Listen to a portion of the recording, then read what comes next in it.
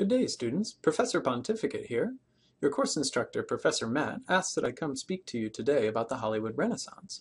Such a kind man, his request I could not deny. The years 1967 to 1980 is often referred to as the Hollywood Renaissance. Film historians have selected the term Renaissance to denote a high point in terms of artistry and experimentation that Hollywood witnessed during this time of Reconstruction, after the breakdown of the studio system that prevailed from the 30s through the beginning of the 1960s. Other film historians refer to this era as the New Hollywood. The label New places this era within the context of the various New Wave cinemas that started in France in the late 1950s and spread throughout Europe during the 1960s, eventually finding ground in Hollywood in the late 1960s. Certainly, there are many parallels between the European New Waves and the New Wave in Hollywood, including an openness to cinematic experimentation, more acute focus on character psychology, more mature subject matter, and in general, a more pessimistic tone. Say au revoir to our classical Hollywood happy ending. During the 1960s, Hollywood was in transition. The decade's top-grossing film was the epic musical The Sound of Music, which grossed $112 million on an $8.2 million budget. While the film was distributed domestically by 20th Century Fox, it was produced independently by Robert Wise. The windfall for 20th Century Fox was fortunate because just a couple years prior, the epic biopic Cleopatra nearly bankrupted Fox. Originally budgeted at $2 million, Cleopatra was a milestone of runaway production. The term runaway production came to describe films that were commissioned to be produced overseas in order to tap frozen funds in international markets. During the post-World War II era, countries restricted the amount of money Hollywood could withdraw from their respective countries as a protectionary way of fostering domestic revenues. One way to access these frozen funds was to use money in productions filmed abroad. However, the downstroke was that these creative types, directors and actors, etc., were in oceans away from the bean counter types, that is, the producers, who would keep a sharp eye on production schedules and budgets. Consequently, many of these overseas projects ran over schedule and over budget, hence the term runaway production. Cleopatra was one of many during the decade. Cleopatra's budget was $2 million, but by the time shooting was finished, cost 20th Century Fox over $31 million. What was worse than the escalating budget was that the film fared poorly at the box office, due in large part to the scandal between the two leading actors, Elizabeth Taylor and Richard Burton, who were both married to other people at the start of the filming of the movie, but thereafter began an illicit affair that was highly publicized and negatively perceived. Consequently, no one was interested in seeing the two enact their real-life love affair in the context of the film's narrative, Taylor in the eponymous role, and Burton as Mark Antony. Thus, the 1960s marked a decade in which the Hollywood epic film was no longer a reliable model of production, and which many big-budgeted epics failed at the box office. Three of the most successful films of the late 1960s were cut from an entirely different cloth, and represent new strategies in the emerging renaissance of the new Hollywood. The first film, from 1967, was The Graduate. Produced for $3 million, the film grossed $49 million for Embassy Pictures, a small distributor. Directed by Mike Nichols and starring Dustin Hoffman, Anne Bancroft, and Katharine Ross, the story follows a recent college graduate who returns home to figure out his life. Hoffman's character Ben Braddock is paralyzed by indecision and ennui and is gradually drawn into a bizarre love triangle with his parents' best friend's wife and her daughter. The film expertly captured the mood of the youth culture of the 1960s while accommodating experimental techniques of the European art cinema. At turns humorous and provocative, the film holds up remarkably well today and has been consistently cited as one of the best films in American history. Bonnie and Clyde, released in the same year as The Graduate, also connected immediately to the youth culture. Anti-hero protagonists Bonnie and Clyde came to embody the spirit of the new movement. They were hip, charming, deviant, and suspicious of authority. Their violent and bloody demise at the hands of the law came as a shock and was interpreted as disproportionate to the extent of their crimes. Here we have a picture of official society acting in violent and brutal ways that ultimately work to justify, on some level, the actions of outlaws against a system of corruption and social oppression. Such depictions of legitimate institutions were strictly forbidden under the Production Code Administration.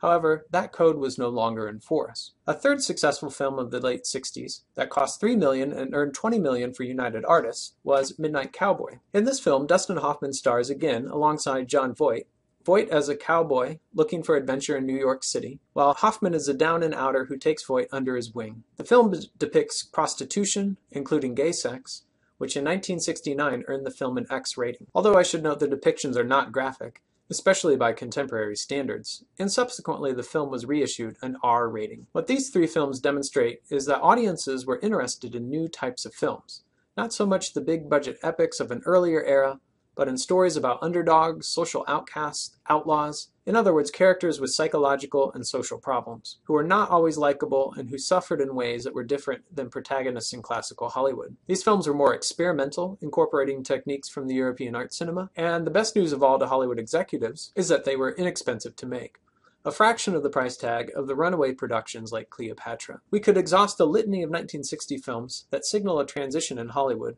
but in the interest of brevity, I'll succinctly describe a few more key films of the decade. One is Stanley Kubrick's dark comic masterpiece, Dr. Strangelove, whose subtitle ruefully adds, "Or How I Learned to Stop Worrying and Love the Bomb." The eponymous bomb is naturally the nuclear bomb that ushers in the apocalypse. Kubrick's bleak and scathing depictions of U.S. military intelligence and international relations are an ocean's distance from Frank Capra's Department of Defense commissioned Why We Fight series of the 1940s. Dr. Strangelove has one of my all-time favorite movie lines. When a scuffle breaks out between General Buck and Russian ambassador, the President of the United States, played by Peter Sellers, exclaims, "Gentlemen, you can't fight in here. This is the war room." Another film signaling the transition is Sidney Lumet's 1964 film, The Pawnbroker, about a Jewish Holocaust survivor living in New York City and operating a pawn shop. Rod Steiger plays Saul Nazerman, the pawnbroker who's haunted by flashbacks from his time in a concentration camp, and also the memory of his wife who died at the hands of the Nazis. Although the film was independently produced and then distributed through Allied artists,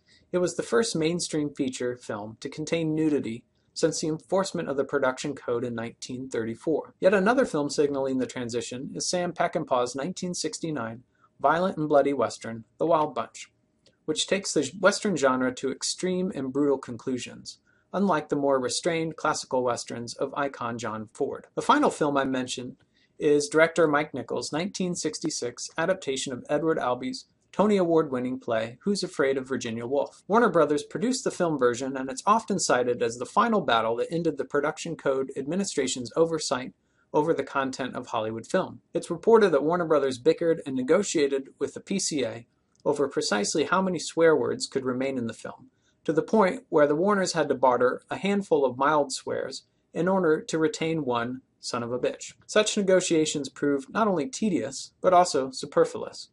Thereafter, the MPAA would issue voluntary ratings, rather than seals of approval. During this time of financial crisis in the film industry, the major Hollywood studios were all eventually absorbed into larger corporations. As mentioned in our previous lecture, RKO Radio Pictures was purchased by the General Tire and Rubber Company. Universal sold to the Music Corporation of America. Paramount sold to Gulf and Western. Warner Brothers sold to Seven Artists. United Artists sold to the Transamerica Corporation. And MGM sold to the Las Vegas gambling man Kurt Kerkorian. The two final holdouts were 20th Century Fox, which sold to the private investor Marion Davis in 1980, who later sold Fox to Rupert Murdoch's News Corporation. And the final holdout was Jack and Harry Cohn's Underdog Studio that had fought its way out of Poverty Row in the 1930s to become one of the Little Three Hollywood studios during the golden age of the Hollywood movies, Columbia Pictures, which sold to the Coca-Cola Bottling Company in 1982. Coke would later sell Columbia to the Japanese conglomerate Sony. Between 1969 and 1972, it's estimated that Hollywood studios lost a combined $500 million, that's $500 million. At this point in time, unemployment in Hollywood was over 40%, as studios slashed their budgets and payroll expenses. Exhibitors began repurposing the urban movie palaces or splitting them into 2 or 3 screens, and building new multiplex theaters in the suburban shopping malls. The conglomerates were able to offset losses during this time from income from other holdings, which is what allowed the studios to survive this tumultuous period. The Hollywood studios recovered from the financial crisis principally through 4 ways. The first way was with a little bit of political pull. The enacting of a new tax credit in 1971 allowed the studios to set up tax shelters and declare 100% of their investments as tax exempt. After all, who wouldn't do a little better if they didn't have to pay any taxes? A second way Hollywood was able to recover was the invention of the VCR that made movie rentals a consistent and reliable stream of income, and gave movies an afterlife once their run through the theaters was complete. No longer were movies sentenced to burial in a dark vault after theatrical release. A third way Hollywood recovered was that television began paying studios premium prices to lease their blockbuster movies to network and cable TV. And a final and fourth way Hollywood recovered was that all the major studios, except for MGM, had at least one blockbuster hit movie. The first big blockbuster hit movie of the 70s that revolutionized the industry was Paramount's 1972 The Godfather. Directed by Francis Ford Coppola, The Godfather was budgeted at $6 million and grossed $80 million on its initial release. After its 1997 re-release, The Godfather had taken in an astonishing $250 million in total box office. The Godfather was the benchmark film that launched the auteur renaissance of the 1970s and made directors household names. In 1973, the horror film The Exorcist possessed Warner Brothers with $66 million, having just been produced on a budget of $8 million. Now what's that in the water? Why, it's Steven Spielberg's 1975 Jaws, a film that cost $8 million and became the first movie to gross over $100 million, earning $130 million for Universal. Jaws set the bar for blockbuster movies, being defined as movies that earned $100 million in their original domestic release. Jaws was also the first movie to tap into the summer release as an opportune time to reach audiences, primarily kids home on vacation. A little film you may have heard of before, called Star Wars, hit screens in 1977, doing box office of $210 million for 20th Century Fox. A more than modest return on an $11 million investment. Star Wars would go on to earn over $500 million in worldwide gross and rentals, as well as TV sales.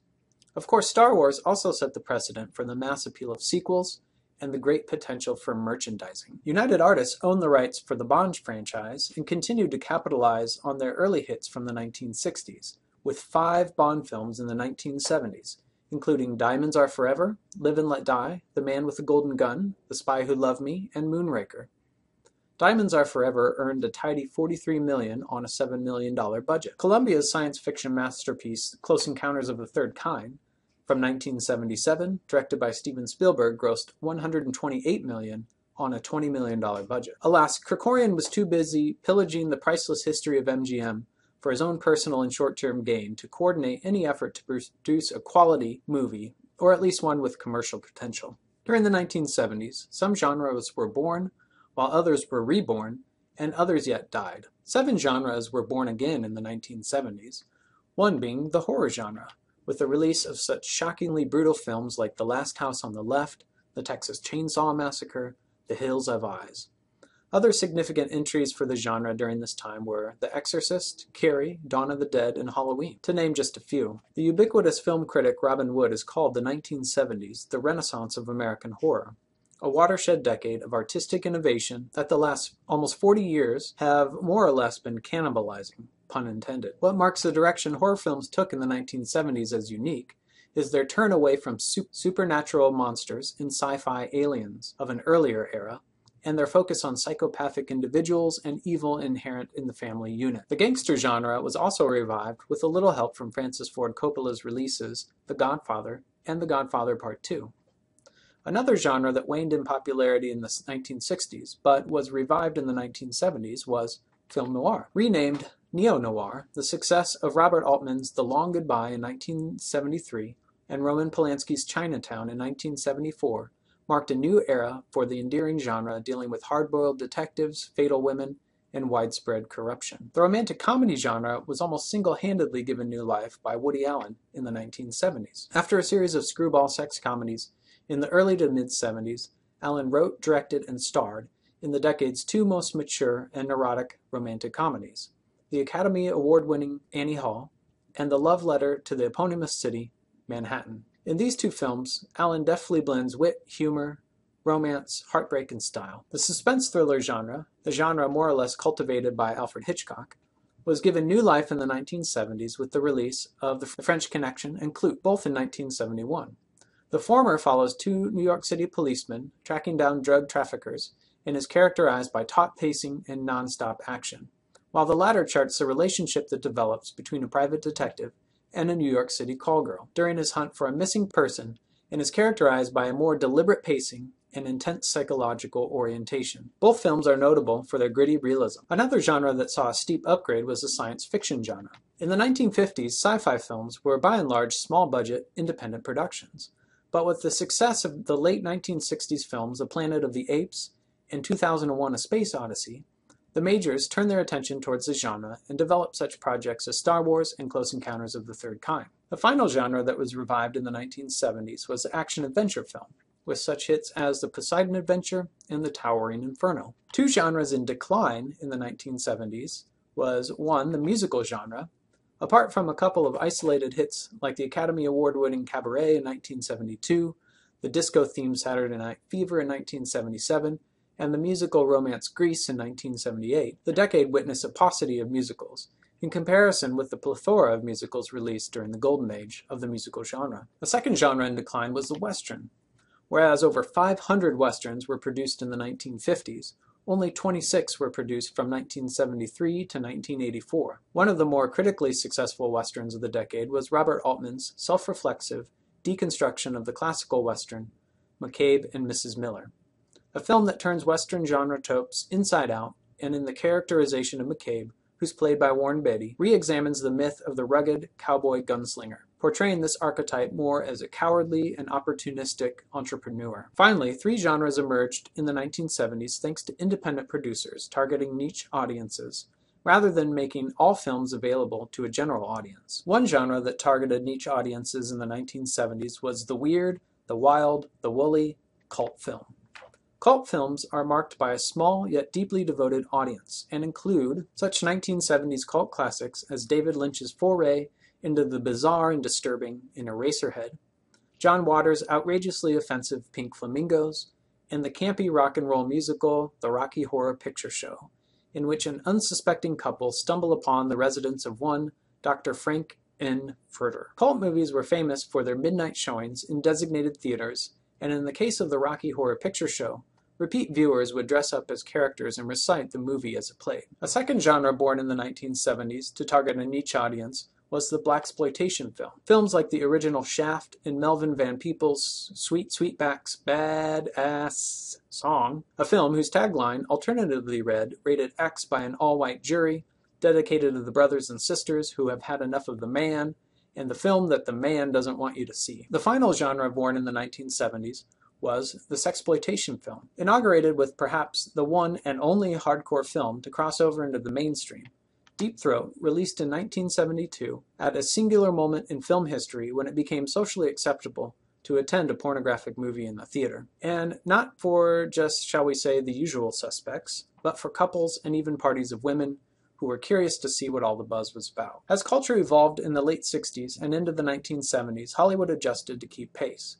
In 1966, the Production Code Administration stopped issuing certificates of approval and for a brief time simply labeled films as suggested for a mature audience. However, such a nondescript heeding proved unsatisfactory, and eventually Jack Valenti, the new president of the Motion Picture Association of America, established the voluntary rating system that still exists today. The system is voluntary, so producers are not forced to submit their films for approval. However, the Hollywood studios do so by standard operating procedure. Any film released without submission is labeled as unrated. The original ratings of G, M, R, and X were later revised to G, PG, R, and X. Originally, R meant no one under 16 was to be admitted, and X was essentially a denial of a rating. However, pornographers were quick to adopt the X classification as a marketing campaign, sometimes with the employment of the superfluous XXX, which was always just a marketing gimmick and never an official rating. The PG-13 rating was added in 1984 after the release of Indiana Jones and the Temple of Doom, which had earned only a PG rating despite the on-screen depiction of a character's heart being ripped out from his body. Apparently, a stronger classification was in order. In 1990, the NC-17 classification replaced the X rating with the release of Henry and June, which reportedly was denied an R rating because of a scene in which a character finds a picture of a woman having sex with an octopus. Typically, films that exhibit sexual behavior deemed aberrant or excessively graphic by contemporary standards earn NC-17 ratings. As previously mentioned, Hollywood was in transition during this period. Many of the filmmakers from the classical era were retiring or passing on to whatever awaits humanity after this life. Directors such as Howard Hawks, Alfred Hitchcock, and John Ford, who had this to say about the new Hollywood. Quote, "Hollywood is now run by Wall Street and Madison Avenue, who demand sex and violence. This is against my conscience and my religion. Those putatively without conscience or religion were the so-called movie brats, the nickname given to a new generation of filmmakers who rose to prominence in the 1970s.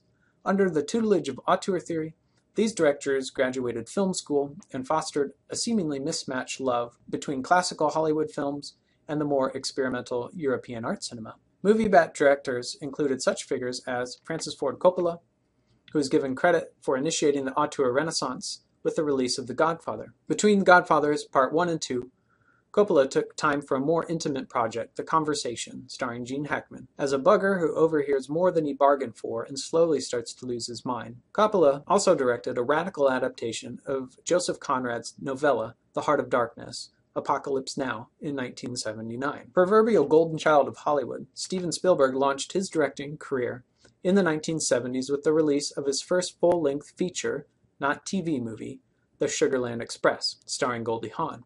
Spielberg became a household name with the success of Jaws and then the release of Close Encounters of the Third Kind. Spielberg had established himself as a force in the industry. His films express a youthful exuberance and tend towards optimistic themes that often seep into the sentimental. To date, he is the highest paid Hollywood filmmaker in history. Before George Lucas sold his Star Wars franchise to Disney to the tune of $1 billion, he directed a couple fascinating films in the early 1970s. The experimental dystopian science fiction film THX 1138, and an equally inventive, although in the comedic vein, American Graffiti. Anyone who knows Lucas only for his Star Wars films should check out these early gems. Martin Scorsese broke into the scene with his gritty 1973 film Mean Streets, which was a warm-up for his 1976 masterpiece Taxi Driver. Scorsese's films are often set in New York City and explore psychologically complex characters like Travis Bickle, the disturbed and eponymous taxi driver. His films are often connected to his Italian-American heritage and display an orientation towards violence. The most highly nominated Academy Award writer, Woody Allen, rose to prominence in the 1970s with the release of Annie Hall in Manhattan. Allen started the decade with a string of his signature screwball sex comedies, like the hilarious Love and Death, but by the decade's close began to work on more serious features previously mentioned. Iconoclast Robert Altman directed a prodigious amount of films in the 1970s, 13 to be precise. His films ranged a variety of genres from the Western to science fiction, film noir, comedy, to the original film MASH that inspired the long-running TV series, and the epic dramedy Nashville. Altman's style favors the long take, a restless camera, and overlapping dialogue from an ensemble cast.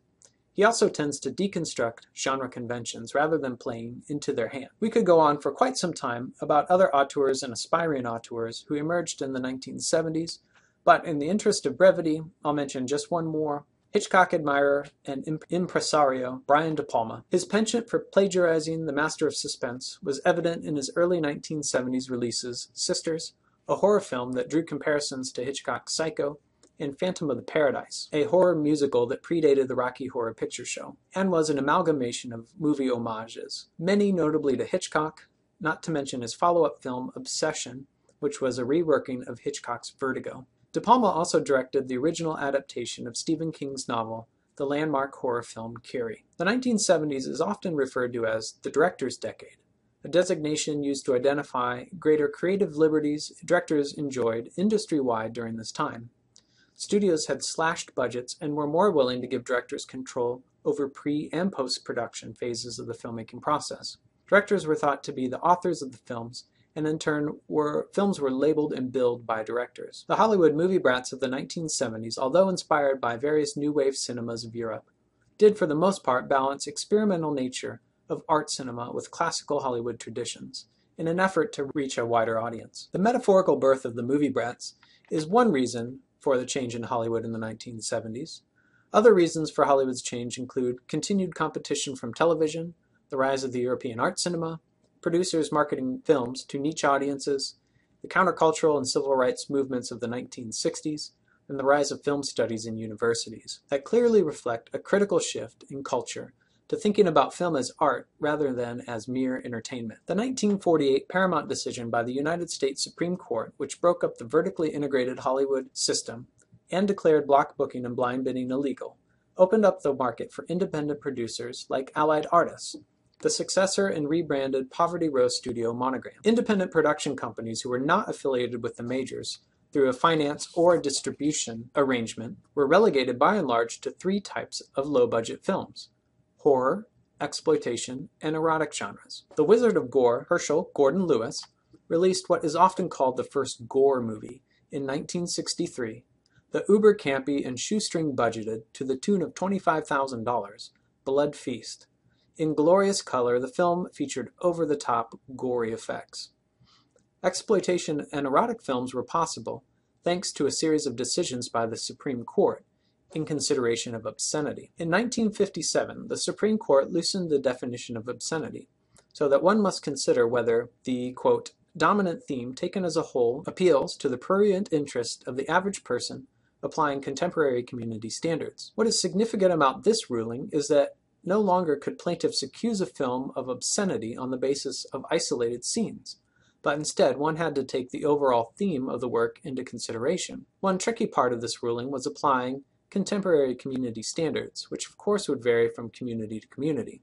What is acceptable in New York City may not pass muster in rural Iowa, for example. Obscenity cases in the 1950s focused on films that contained themes of sexual immorality and sexual situations, like La Ronde, in which an interlocutor guides the viewer through a series of sexual liaisons circa 1900s Vienna, or Louis Malle's 1958 film The Lovers, which follows a married woman who has an affair with a stranger.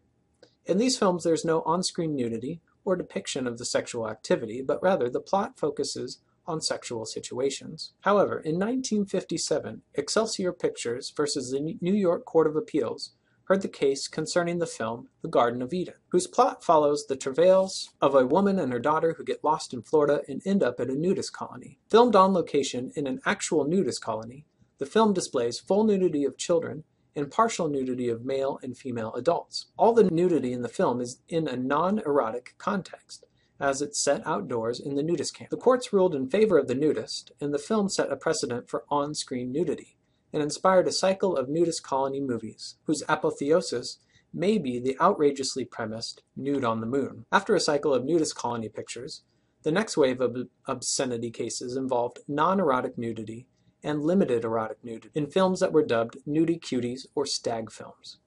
Then, in 1973, the Supreme Court redefined obscenity yet again to that which lacks literary, artistic, political, or scientific value. This decision became known as the Miller Test. By this time, the horses were out of the barn, as they say, and the mid-1970s obscenity cases focused on hardcore action, like in such films as the aforementioned Deep Throat or in The Devil and Miss Jones. The history of pornography and litigation is labyrinthine, but generally speaking, what the courts ruled for now is that it's legal to watch whatever one wants in his or her own home, but mass exhibition of pornographic content is still susceptible to obscenity charges. In summary, ways in which Hollywood films differed during the Renaissance era from the classical era were as follows. The New Wave films tended to feature anti-hero protagonists who typically had complex psychological problems. Authority figures acting as the law or official society were often depicted as being just as violent and perhaps less attractive and charming than outlaws. There was no longer an obligatory happy ending, and finally a spirit of experimentation prevailed, whereas the studio era favored a more standardized and conventional approach to film technique. Finally, like all good parties, this auteur-driven director's heyday had to come to an end.